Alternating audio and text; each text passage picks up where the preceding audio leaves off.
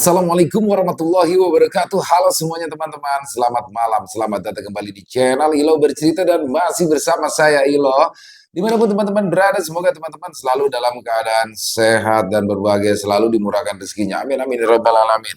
Pada kesempatan yang bahagia ini kami akan membawakan satu kisah dari penulis favorit kita semua, yaitu Isyawara Senja. Kisah-kisah dari Isyawara selalu menarik untuk disimak ya teman-teman ya.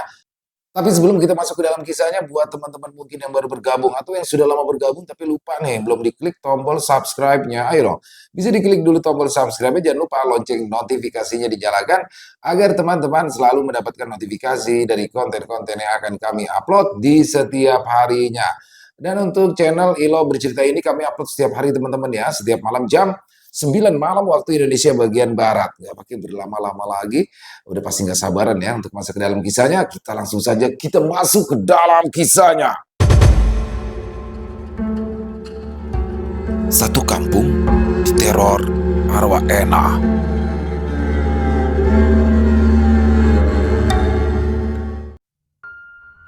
Langit mendung sejak pagi, seolah sudah meramaikan suasana tegang yang akan menyelimuti rumah Saras. Terdengar suara gaduh dari dalam, di mana Saras dengan suara lantang tengah memaki Ena yang berdiri gemetar di hadapannya. Wajah Sarah memerah, rahangnya mengeras, matanya menatap tajam penuh dengan tuduhan. Kamu pikir aku nggak tahu ya? Perhiasan emas di laci kamarku hilang begitu aja. Siapa lagi kalau bukan kamu yang ngambil? Suaranya bergetar, penuh emosi yang terlanjur panas. Ena, perempuan yang usianya hampir setengah baya, berdiri kaku, matanya berkaca-kaca, menahan air mata yang nyaris pecah. Dengan tangan yang sedikit gemetar, dia memegang ujung bajunya, mencoba untuk menenangkan diri. Bu Saras, saya nggak ambil apa-apa, Bu Saras. Sungguh, saya nggak pernah berani pegang-pegang barang Bu Saras tanpa izin. Saras tidak menggubris pembelaan Ena. Ia melangkah maju, mendekati wajahnya ke wajah Ena. Jangan berani-berani berdusta di hadapanku. Apa kamu pikir aku bodoh? Ena menggeleng dengan air mata yang kini mulai menetes. Demi Allah, Bu Saras, kalau saya bohong, saya rela disambar petir sekarang juga. Saya nggak ambil apa-apa. Saya benar-benar nggak ambil apa-apa. Ucapan Ena itu cukup membuat Saras terdiam sejenak. Ada sedikit keraguan di matanya. Tetapi ingatan akan cerita-cerita tetangga membuatnya kembali ragu. Ya, belum lama ini seorang tetangga pernah memperingatkan bahwa Ena punya kebiasaan buruk mencuri saat bekerja di rumah orang. Meski tak ada bukti kuat, gosip itu sudah cukup menggerogoti kepercayaannya. Saras menyilangkan tangan di dada, menarik nafas dalam-dalam. Kalau memang kamu gak merasa bersalah, kenapa semua bukti mengarah padamu? Kamu itu satu-satunya orang yang ada di rumah ini selain aku.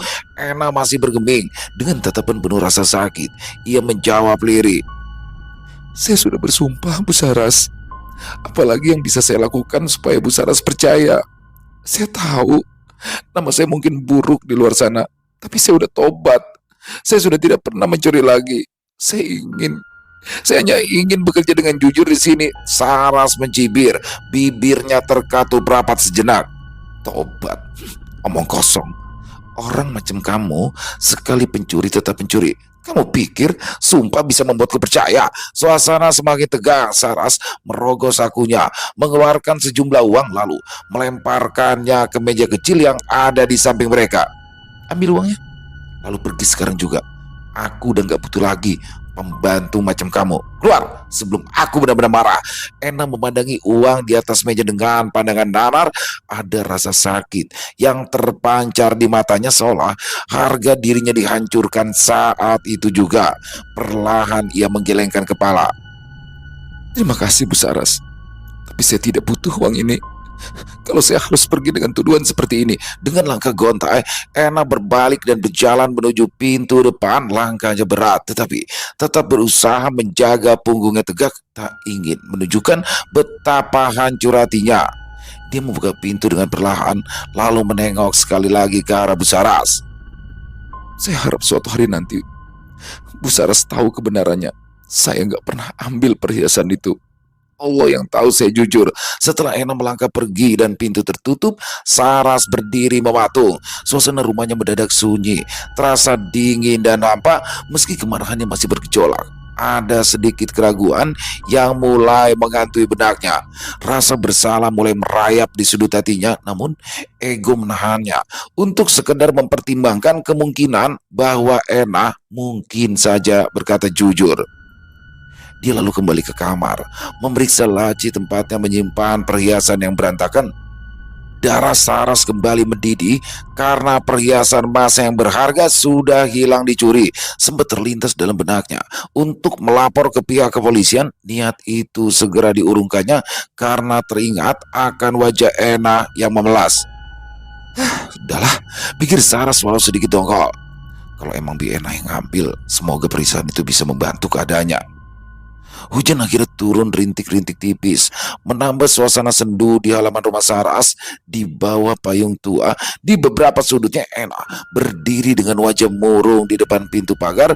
Perempuan itu masih sulit menerima kenyataan pahit pemecatan yang menghancurkan harga dirinya di depan beberapa tetangga yang lewat. Ia tak mampu menyembunyikan kemarahannya. Bu Saras kejam sekali. Dia mengusirku tanpa alasan yang jelas, geram Ena sambil menggigit bibir, menahan isak yang hampir pecah. Matanya nanar, menatap tanah becek di hadapannya. Ia pun mulai melontarkan kalimat pedas tanpa ragu. Bu Saras sungguh tidak punya hati. Dia memecatku hanya karena mendengar bisikan tetangga. Padahal sudah beberapa bulan aku bekerja di rumahnya tanpa menimbulkan masalah. Apa aku dianggap bukan manusia? Bisa diusir seenaknya begitu saja. Seruan itu diucapkannya dengan suara serak syarat oleh dendam yang tertahan. Tetangga yang mendengar hanya mengangguk pelan, entah menyetujui atau hanya sekedar kasihan.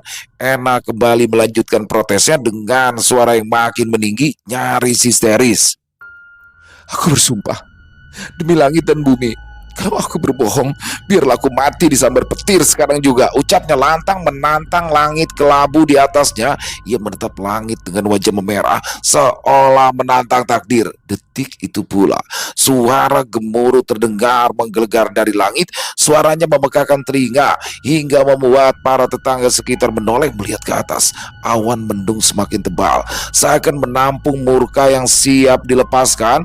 Kilatan cahaya tampak berkelebat di balik awan hitam, menguar dengan cepat sebelum akhirnya kilat menyambar tepat ke arah Ena. Tubuhnya tersetak hebat, terlempar beberapa langkah ke arah belakang, jatuh dengan suara berdebam ke tanah becek.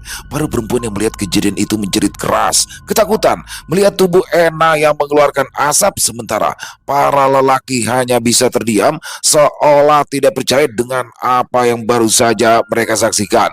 Di tanah yang masih basah karena gerimis, Ena tergeletak kaku, matanya terbuka kosong dengan kulit yang menghitam di beberapa bagian, bekas sambaran petir yang tak kenal ampun. Saras yang keluar ke halaman setelah mendengar keributan terpaku di ambang pintu. Pandangannya bertemu dengan sosok Ena yang tak lagi bergerak di atas tanah. Mata Saras terbelalak. Ia menatap tak percaya pada tubuh pembantunya itu yang beberapa menit lalu masih protes di depan rumahnya. Detik itu, udara sekitar terasa berat. Hujan yang tadinya hanya rintik-rintik berubah semakin deras menutupi tanah yang baru saja menjadi saksi dari kematian mendadak Ena. Para tetangga yang menyaksikan kejadian itu perlahan mundur. Tak sanggup menghadapi pemandangan yang begitu mencekam, mereka saling berbisik-bisik, saling bertukar pandang dengan tatapan penuh tanda tanya dan ketakutan. Hujan deras terus turun, membasahi tubuh Ena yang kaku di atas tanah becek. Saras berdiri terpaku, tenggelam dalam suasana yang kini berubah dari sekedar ribut menjadi tragedi yang akan diingat warga untuk waktu yang lama. Hari beranjak petang, ketika beberapa perempuan kampung berkumpul di rumah Ena yang sederhana. Di bawah cahaya lampu, mereka sempat terdiam memandangi tubuh Ena yang terbaring kaku di ruang depan. Tidak banyak yang hadir untuk mengurus jenazahnya. Hanya beberapa perempuan yang mau membantu meski dengan keraguan yang terlihat jelas di wajah mereka saat mencoba mengangkat jenazah Ena untuk dipindahkan ke depan rumah. Mereka langsung merasakan hal aneh. Tubuh Ena terasa luar biasa berat, seolah-olah ada sesuatu yang menahan di bawahnya, padahal Ena semasa hidup memiliki tubuh yang biasa-biasa saja, tidak terlalu besar, juga tidak terlalu kurus. Akan tetapi, meski dengan bantuan beberapa orang, jenazahnya tetap masih sulit diangkat. Satu persatu dari mereka mencoba memberikan tambahan bantuan tenaga, tetapi tubuh Ena tetap terasa kaku dan tidak mau bergerak. Susah, berat banget ya, seperti mengangkat batu besar, gumam salah satu perempuan yang sudah mulai kelelahan, nafasnya memburu. Setiap kali mereka mencoba meluruskan tangan Ena, rasanya seperti mereka mencoba mematahkan kayu keras yang tidak bisa dipaksa. Saat tiba pada proses memandikan jenazah, bahkan kerabat perempuan Ena juga tampak ragu untuk mendekat. Mereka bergeser menjauh, menatap tubuh Ena dengan perasaan yang sulit dijelaskan. Ada ketakutan yang menyelinap dalam hati mereka. Bau aneh yang menguar dari tubuh itu makin menambah suasana sunyi dan menegangkan. Masih sang pemandi jenazah yang biasa memandikan jenazah perempuan di tempat tinggal mereka menarik nafas panjang. Dia mengucapkan istighfar melihat kelakuan kerabat Ena. Setelah selesai dikafani lalu disolatkan, mereka pun bersiap untuk menuju pemakaman. Hujan turun semakin deras sejak pagi, bahkan sampai sore, membawa hawa dingin yang menusuk tulang. Derasnya hujan membuat semua orang yang berkumpul di pemakaman harus berteduh di bawah payung atau daun pisang besar yang mereka temukan di sekitar. Kilatan petir sesekali menerangi langit kelabu, diiringi gemuruh guntur yang menggelegar, membuat suasana semakin mencekam. Beberapa lelaki berjongkok di sekitar liang lahat yang baru saja mereka gali. Lumpur coklat gelap menggenangi tanah basah di sekeliling mereka. Sementara hujan terus membasahi tubuh para penggali yang tak berhenti bekerja. Tetapi begitu jenazah Ena hendak dimasukkan ke liang, masalah lain mulai muncul. Lubangnya kekecilan, ucap salah seorang penggali sambil mengusap keringat yang bercampur dengan air hujan. Ia melirik ke arah jenazah Ena yang terbaring di atas keranda, dikelilingi para tetangga yang tampak muram di bawah payung masing-masing. Benar juga, ayo coba kita gali lagi lebih dalam, sahut seorang lelaki lainnya mencoba mengambil alih skop dengan cepat. Mereka mulai menggali lagi, memperlebar liang kubur yang sebelumnya sudah cukup. Bunyi cangkul menghantam tanah yang basah terdengar sayup-sayup di tengah hujan lebat. Tapi meski mereka menggali lebih lebar, tapi ketika mencoba lagi memasukkan jenazah Ena, tetap saja tak muat. Salah satu lelaki penggali menghela nafas panjang, wajahnya mulai terlihat kesal. Ini kan udah kita lebarin ya, tapi tetap aja nggak cukup. Bagaimana bisa begini? Beberapa orang lainnya mulai bergumam dengan nada tidak sabar. Mereka saling pandang. Ada yang mulai menggerutu pelan dengan ekspresi tidak puas karena kelelahan. Udah hujan deras, tanahnya licin, malah ada kejadian begini juga. Keluh seorang lelaki tua yang bersandar di dekat pohon, melindungi tubuhnya dari hujan dengan daun pisang lebar. Sudah, percuma digali terus. Sudah, masukkan saja, jangan terlalu difikirkan, bisik seseorang dengan nada frustasi. Tapi lagi-lagi, saat mencoba menurunkan tubuh Ena ke dalam liang, jenazahnya tetap tidak bisa masuk. Seakan-akan bumi menolak jenazah Ena masuk ke liang lahat. Sambil merapatkan bajunya yang basah, seorang penggali lain akhirnya melontarkan kalimat tegas. Baiklah, kita gali lagi lebih lebar. Ayo, kita selesaikan secepat mungkin. Para lelaki itu kembali bekerja dalam diam. Derasnya hujan dan perasaan tak nyaman membuat suasana semakin berat. Satu persatu mereka menahan kesal, mengeluh dalam hati, tetapi terus mencoba menyelesaikan pemakaman ini tanpa banyak bicara lagi. Setelah liang kubur diperlebar untuk keempat kalinya, mereka kembali mencoba menurunkan jenazah Ena.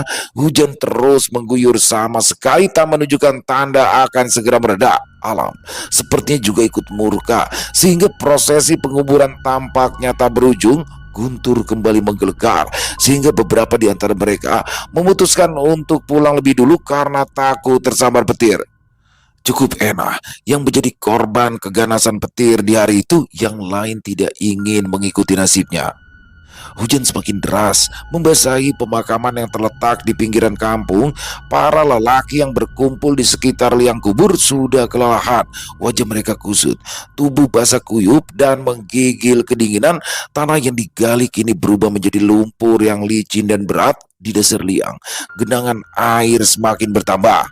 Mereka sudah berulang kali mencoba menurunkan tubuh Ena ke dalam liang yang sempit itu, tapi selalu gagal. Jenazahnya tak bisa masuk dengan sempurna. Ada yang mengganjal di antara pinggiran liang dengan tubuhnya. Keletihan akhirnya memaksa mereka untuk mengambil keputusan yang agak kejam. Sudah, ayo kita masukkan saja. Tidak ada pilihan lain, seru seorang lelaki berusia paruh baya yang sudah hampir menyerah. Beberapa lelaki lainnya saling pandang sejenak sebelum akhirnya mengangguk.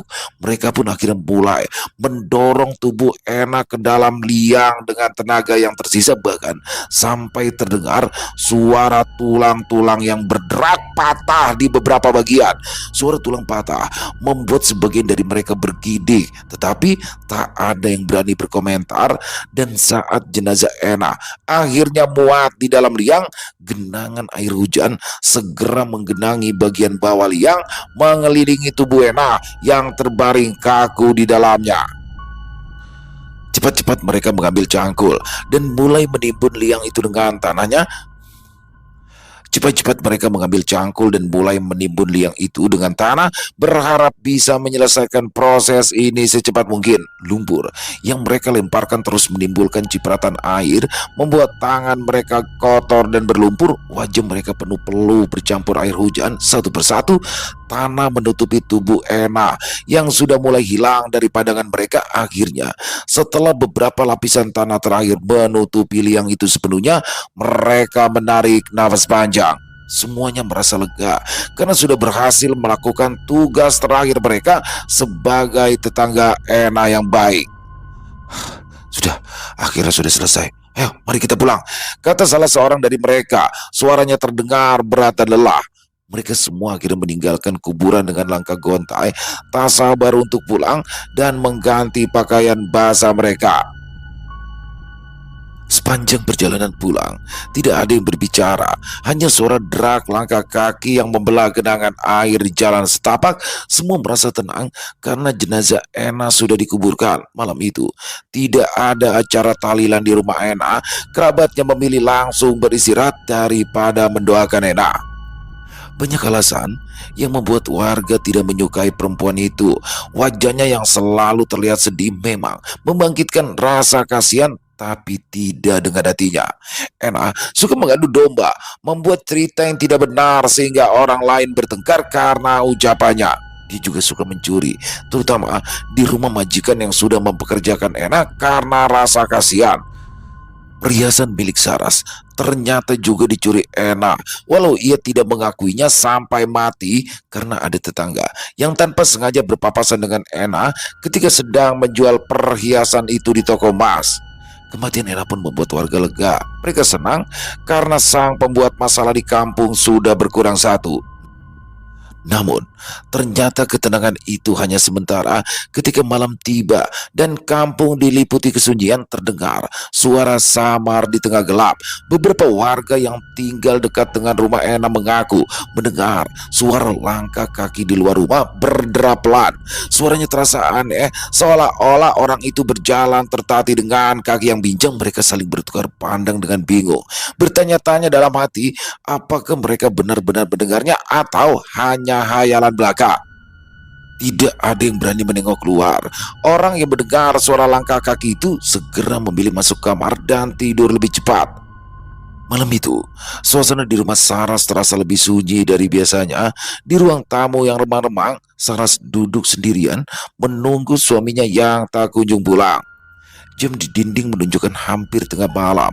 Suara detaknya terasa nyaring dalam keheningan. Hujan gerimis, sisa badai siang tadi masih berjatuhan di luar, menambah kesan sunyi dan sepi yang mencekam. Di luar, jalanan gelap hanya diterangi samar oleh lampu jalan yang redup. Sesekali Saras memandang ke arah jendela berharap melihat lampu mobil suaminya dari kejauhan. Tetapi yang ia temui hanyalah bayang-bayang pohon yang bergoyang diterpa angin malam. Udara dingin menyelusup ke dalam ruangan, membuat tubuhnya menggigil. Ia merapatkan kedua lengannya, memeluk tubuhnya sendiri untuk mencari kehangatan.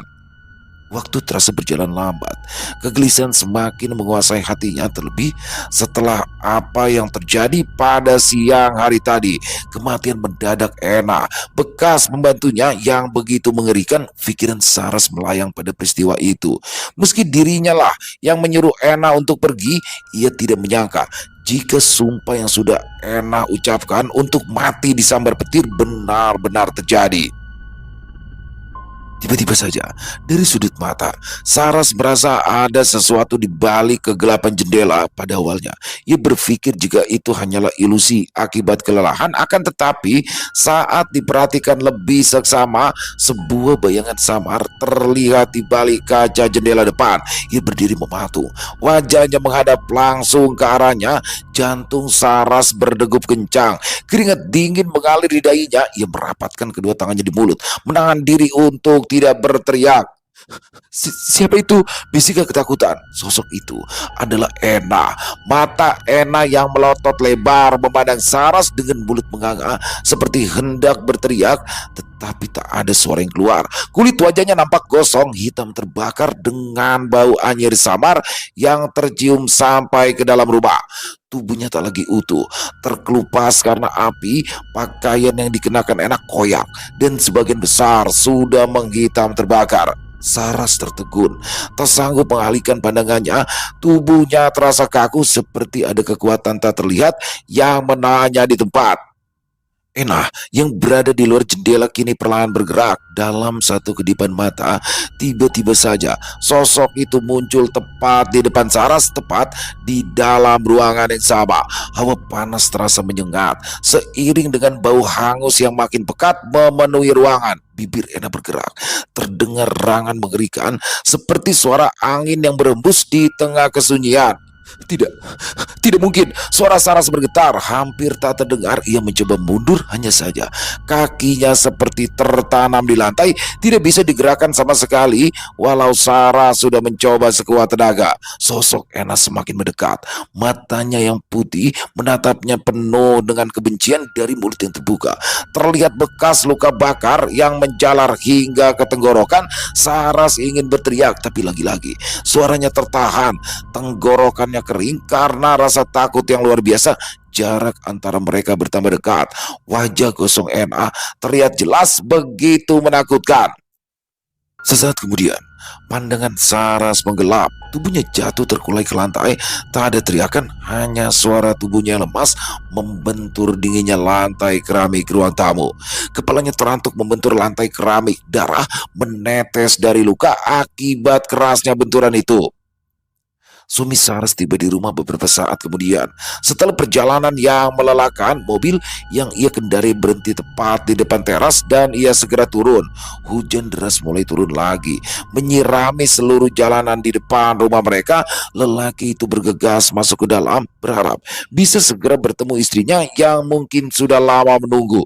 "Saras, bukakan pintu dong," ujarnya sambil mengetuk pintu. Tapi suami Saras mengerutkan kening, begitu menyadari keheningan yang tidak biasa di dalam rumahnya. Apa Saras sudah tidur ya? Dia berpikir begitu lagi, tetapi segera menepis dugaannya. Saras tidak pernah tidur lebih dulu.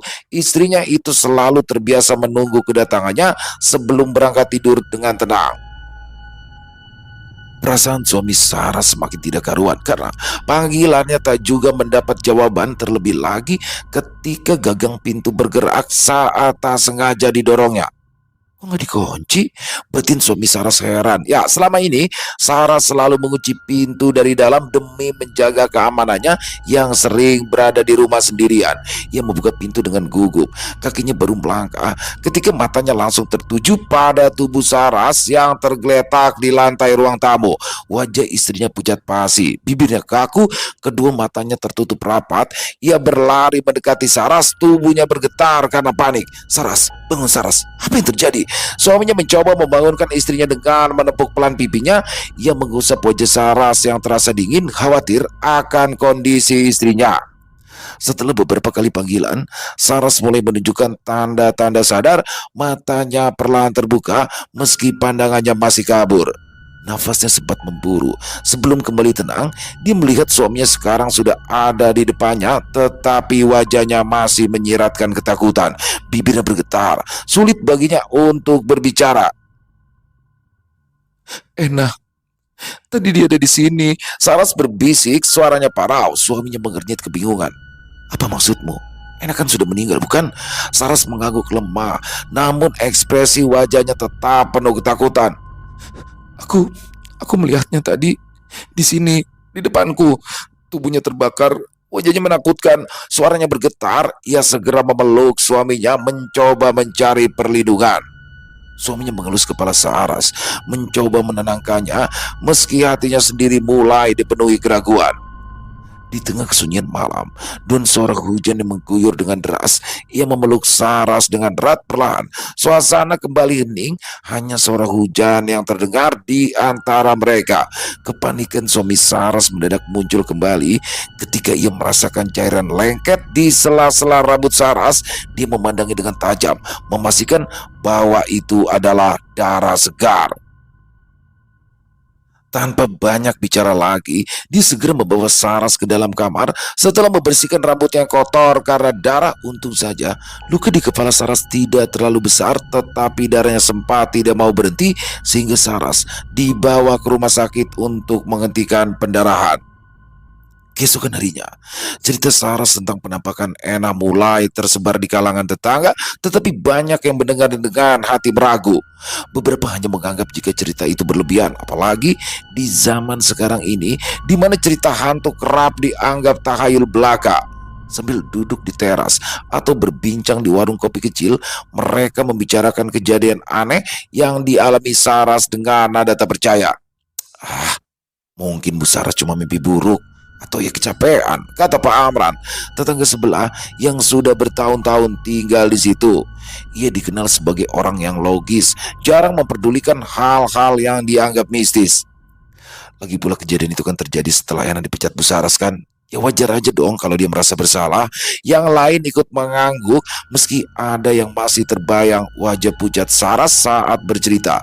Sebagian besar dari mereka lebih memilih mengabaikan kemungkinan adanya arwah gentayangan. Bagi mereka, cerita hantu semacam itu sudah lama usang, tak layak dipercaya di tengah perkembangan zaman yang semakin maju. Tetapi ada juga orang yang percaya pada cerita Saras, apalagi setelah melihat luka jahitan di kepalanya. Pada akhirnya, malam kedua setelah meninggal dunia Ena tetap terasa berbeda. Meski cuaca cerah dan bulan terang menyinari desa, rasa tidak nyaman mulai merayap di antara para warga. Anak-anak yang biasanya bermain hingga larut malam pun lebih cepat masuk ke dalam rumah, sementara orang dewasa saling menutup pintu lebih awal dari biasanya. Tanpa sadar, perasaan resah mulai menyelimuti meskipun mereka enggan mengakui. Sekitar tengah malam, suasana tenang itu mendadak pecah oleh suara teriakan. Suara itu terdengar dari ujung gang di mana rumah Ena berada. Teriakan seorang gadis bergema di kegelapan memecah keheningan malam. Suara itu terdengar putus asa dan penuh dengan ketakutan, membuat beberapa warga yang masih terjaga segera menjadi waspada. Pak, tolong saya, Pak. Tolong, suara itu terdengar jelas berasal dari mulut Sinta, anak Ena yang masih berusia 18 tahun. Dengan rambut tergerai dan wajah yang pucat, ia berlari sekuat tenaga menuju rumah Pak Amran yang ada di ujung gang. Pak Amran yang mendengar keributan itu langsung keluar rumah, diikuti oleh istrinya yang merasa khawatir. Saat melihat Sinta berlari mendekat dengan wajah ketakutan, ia segera menghampirinya. Nafas Sinta tersengal-sengal, wajahnya basah oleh keringat meskipun udara malam terasa sangat dingin. "Ada apa, Sinta? Hah? Ada apa? Kenapa kamu teriak-teriak kayak gini?" Tanya Pak Amran dengan nada serius, mencoba menenangkan gadis remaja yang ada di depannya. Sinta terisak, matanya berusaha menjelaskan tentang apa yang baru saja ia lihat, tetapi kata-katanya tersendat. Saya saya lihat ibu datang ke rumah. Ibu kelihatan marah." Suaranya bergetar. Pak Amran terdiam sementara istrinya menutupi mulutnya dengan tangan. Ia terkejut kala mendengar pengakuan Sinta. Sementara itu, beberapa tetangga yang penasaran ikut keluar dari rumah mendekati mereka untuk mendengar lebih lanjut. Bisa jelaskan lebih jelas lagi, Sinta? Apa yang sebenarnya kamu lihat?" Desak Pak Amran berusaha memahami cerita gadis yang ketakutan itu. Sinta mengangguk meski tubuhnya masih gemetar. "Waktu saya tidur tadi, saya ngerasa ada yang nyentuh, dan saat buka mata, saya ngelihat ibu lagi berdiri di samping tempat tidurku, tapi wajahnya mengerikan banget. Wajahnya tuh gosong kayak habis kebakar gitu, matanya melotot, seakan lagi marah sama saya. Saya takut sekali, Pak." Pak Amran dan beberapa warga yang mendengar pengakuan Sita sontak merasa bulu kuduk mereka berdiri. Meskipun sebagian besar dari mereka masih ragu untuk percaya pada cerita-cerita mistis penjelasan dari Sinta yang penuh ketakutan sekaligus sangat detail membuat suasana berubah menjadi tegang. Tentunya Sinta tidak akan mengada-ngada hanya untuk membuat cerita tak masuk akal itu, apalagi yang diceritakannya itu adalah ibunya sendiri. Para tetangga saling berpandangan, mencari penjelasan yang masuk akal, tetapi tak ada satupun yang berani berkomentar. Sudah. Sekarang kamu ikut Bapak ya. Kamu sudah aman di sini ya," kata Pak Amran mencoba mengendalikan situasi sambil mengajak Sinta masuk ke dalam rumahnya. "Bapak mau mana?" Sinta terdiam. Dia menggigit bibirnya karena tak tahu harus menjawab apa sebelum meninggal. Ibunya memang sudah tak mau lagi tinggal serumah dengan suaminya. Dia bahkan bersikeras untuk bercerai. Hanya saja tidak banyak orang yang tahu tentang rencana Ena itu kecuali Sinta dan ayahnya. Bahkan Ena dan Wiryo sudah pisah rumah. Istri Pak Amran yang melihat gelagak kikuk dari Sinta segera mengambil alih keadaan. Digandengnya tangan Sinta yang dingin, dibujuknya agar segera masuk tanpa memikirkan urusan orang tuanya. Beberapa tetangga ikut mengiringinya, berbisik-bisik di sepanjang jalan. Tidak ada yang berani bersuara keras, khawatir membuat Sinta semakin takut. Malam itu, sebagian besar warga terjaga dari tidur. Cerita Sinta mulai menyebar cepat dari mulut ke mulut. Bagi mereka yang masih enggan mempercayai hal-hal gaib, kejadian malam itu menjadi masalah tersendiri. Pak Amran yang biasanya tegar pun kini merasa hatinya terusik. Setelah mencoba menenangkan Sinta, ia duduk di ruang tamu bersama istrinya, merenungi kejadian yang baru saja ia saksikan.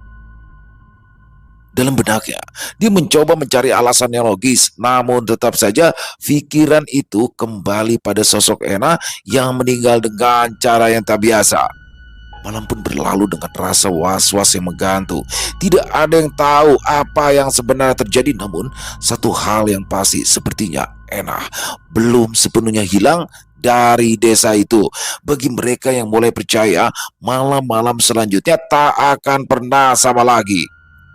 Seminggu kemudian, Pak Wiryo, suami dari mendiang Ena, tampak layu. Sudah bermalam-malam ini ia sulit tidur, hatinya kacau ketika pulang ke rumah dan mendapati Sinta kini dihantui mimpi buruk setiap malamnya. Ditambah lagi desas-desus tentang arwah Ena yang berkeliaran semakin merajalela di kampung. Pak Wiryo memutuskan ini adalah waktunya untuk meninggalkan rumah itu. Ia mengemas beberapa barang seadanya, lalu menggandeng Sinta yang wajahnya masih sayu.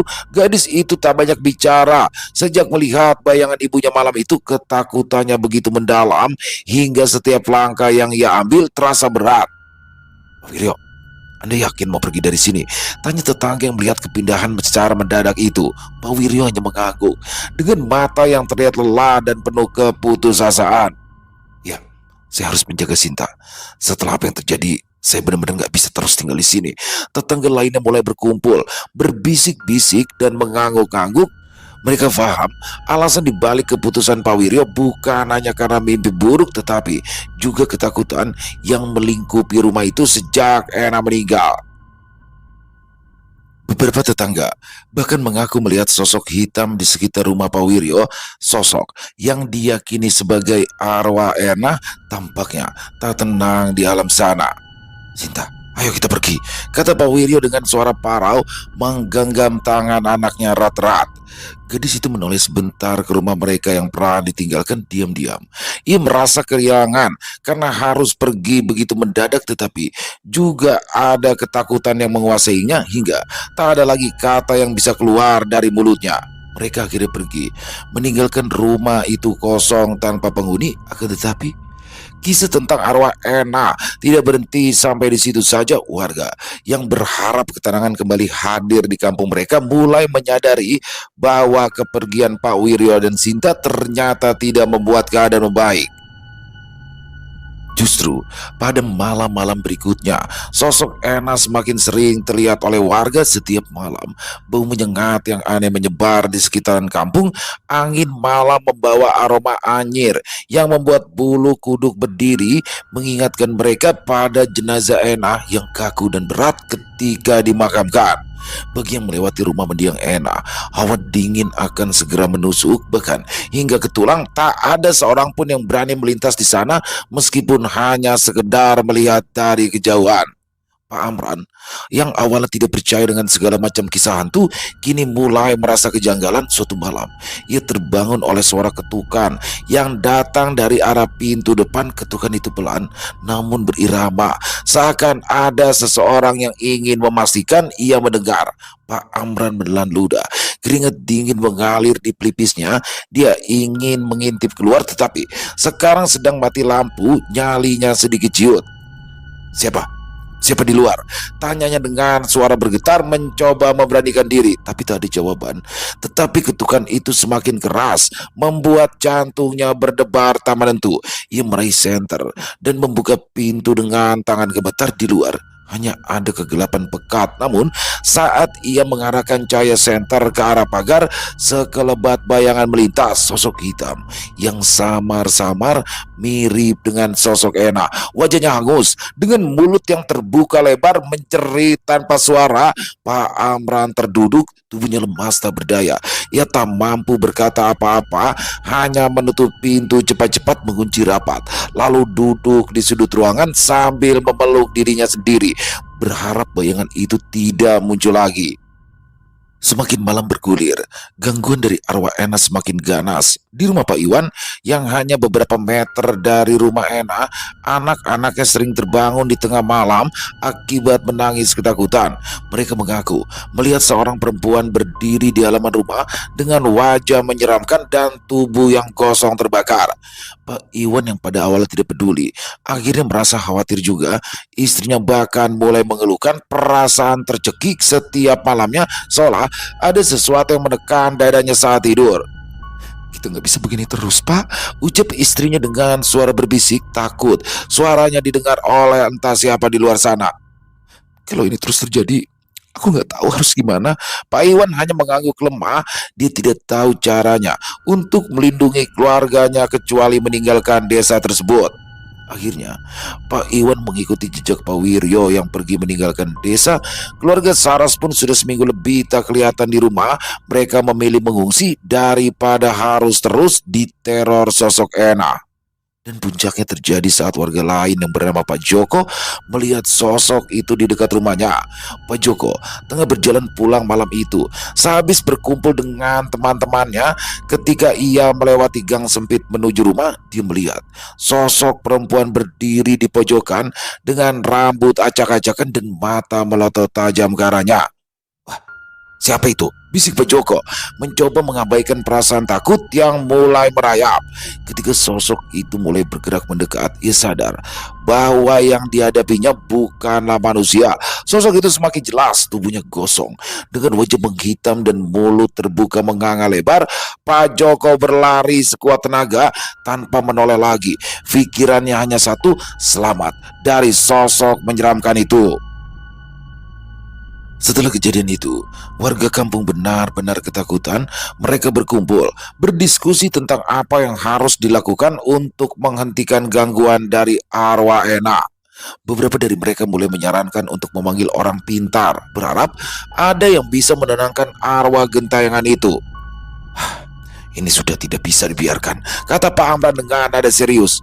Kalau kita diam saja, siapa tahu apa yang akan terjadi selanjutnya. Warga pun sepakat untuk mencari solusi. Mereka merasa selama arwah Ena masih berkeliaran, kampung mereka tak akan pernah kembali tenang. Pak Amran kembali berbicara. Saudara-saudara sekalian, kita tidak bisa terus hidup dalam ketakutan seperti ini. Kita semua tahu Ena itu bukan orang yang sempurna. Ya, kita tahu dia pernah mencuri sesuatu dari kita, tetapi sekarang itu dia sudah meninggal. Kita tidak bisa membiarkan kebenciannya terus menghantui kita. Beberapa warga tampak tidak nyaman, terutama mereka yang masih menyimpan rasa sakit hati terhadap Ena. Di antaranya adalah Pak Amin yang pernah kehilangan uang tunai secara misterius, serta istri Pak Amin yang merasa barang-barang di rumahnya kerap hilang sewaktu Ena bekerja di rumahnya. Meski begitu, mereka tetap mendengarkan dengan seksama. Pak Joko, yang selama ini cenderung bersikap bijak, angkat bicara. Saya setuju dengan Pak Amran. Sekarang itu Ena sudah tidak ada. Sudah sepatutnya kita ikhlaskan semuanya. Walaupun saya paham kalau itu tidak mudah bagi semua orang yang pernah dirugikan olehnya. Bu Marni yang dari awal sudah merasa tak tenang menambahkan, kita semua bisa merasakan bahwa arwah beliau tidak tenang. Kalau saja ada cara supaya kita bisa menenangkannya, mungkin dia tidak akan kembali menghantui seperti ini. Akhirnya, setelah melalui perdebatan yang cukup panjang, warga sepakat untuk melakukan sesuatu yang tidak biasa. Ya, mereka memutuskan untuk mengadakan pengajian serta berniat mengikhlaskan semua yang telah dilakukan Ena. Dengan suasana yang hening, warga berjalan ke rumah Ena. Hujan sempat turun gerimis, menambah suasana kelam dan mencekam di sekitaran tempat tersebut. Pak Amran memulai membaca Yasin dan diikuti oleh semua hadirin menutup doa dengan kalimat penutup. Segala urusan di antara kita dan Ena, kita tutup sampai di sini. Semoga arwahnya tenang. Sesaat, suasana terasa mencekam. Ada hembusan angin kencang yang mendadak membuat mereka semua kembali ketakutan. Warga saling bertukar pandang, lalu berlari beramburan meninggalkan rumah Ena. Tidak ada yang berani menoleh ke arah belakang, apalagi setelah mencium bau anjir yang begitu pekat. Pengajian berikutnya pun diadakan di rumah Pak Amran setelah asar. Semua sepakat agar tetap berada di rumah saja ketika malam hari. Dan setelah 7 hari berturut-turut mengadakan pengajian, kampung mereka kini tak lagi diteror oleh sosok Ena yang mati penasaran. Dengan begitu, kisah tentang Ena perlahan-lahan memudar dalam ingatan warga. Mereka pun kembali menjalani hidup dengan damai tanpa ada lagi teror di kampung. Selesai. Wow, luar biasa. Kisah dari Isyawara Senja. Pinter banget nih ya Isyawara ngayun-ngayun kita. Di awalnya kayaknya antagonisnya Bu Saras yang sudah menuduh Ena pembantunya mencuri perhiasan atau barang berharga yang ada di dalam rumahnya. Dan di sini Ena bener-bener sampai sumpah-sumpah loh, sampai sumpah-sumpah nggak ngaku. Dan pinter ya. Jadi kita kayak ngerasa iba tuh sama Ena. Bahkan sampai di akhirnya kesambar petir beneran, di situ udah wah beneran nih dia nih. Dan di situ ternyata Ena memang mempunyai ada ya orang yang mungkin, tapi nggak tahu deh kalau Ena ini apa karena keadaannya yang susah, tapi ada orang yang punya klepto ya, memang hobinya suka ngambil barang orang. Tapi di sini poin yang paling penting dari semua ini adalah kalau bagi saya yang pertama, hati-hati dalam sumpah. Karena Ena karena mungkin dia karena sudah merasa tersudut dan nggak mau dipecat ya, jadi dia sampai bilang sumpah kesambar petir. Mana lagi hujan lagi ngomong, ya udah selesai dar ya kan. Dan di sini kita coba membahas kenapa arwah Ena meneror satu kampung itu. Yang pasti pertama, seburuk apapun orang itu, bagaimanapun tindakannya di kampung, tapi kalau sudah meninggal ya tetaplah kita makamkan secara layak, diperlakukan secara manusia ya. Ini Sena ini sampai ditekuk-tekuk, sampai dipaksain ke lubangnya. Itu udah nggak manusiawi udah gitu. Kayak keluarganya cuek-cuek aja, bahkan warga masih menggunjing apa yang sudah dilakukan Hena, disitulah.